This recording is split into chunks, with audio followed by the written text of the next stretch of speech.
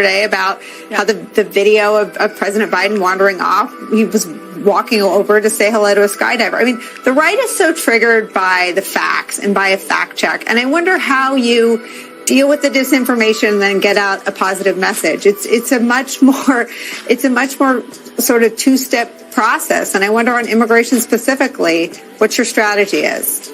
So look, and thank you so much for this opportunity, Nicole. And I think you're right. I think there is so much misinformation, disinformation, as we've been talking about. You talked about the video of the president wandering, and it's not true, right? The president wasn't wandering. He was talking to a parachuter that was right in front of him. And what you saw is the Republican Party really manipulating what was being said and what was being seen by the American people. It's also very insulting to the folks the viewers who are watching it. And so we believe we have to call that out. We've been calling it cheap fakes. That is something that came directly from the media outlets and calling it that, the fact checkers and calling it that.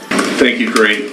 If the special counsel says President Biden has got significant limitations on his memory, then who is helping him run the country?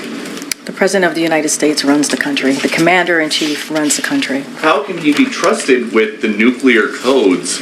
We know the president says that his health is fine, but it's just his brain. And that he's sharpest before... He was joking, by the way. I just want to make sure that that's out there. And he was making a lighthearted joke as he was speaking off. He's speaking off the cuff, and he was making a joke. You know the president; he likes to joke a lot. He has that hallmark, especially with the low voice that said was a cold hypophonia. A small monotone voice like this over time is a hallmark of Parkinsonism. I could have diagnosed him from across the mall. He's the same guy who says, "I know I look 40," right? So he likes to make jokes. It is a joke. I think people laugh when he says it. Well, he also said he's sharpest before 8 p.m.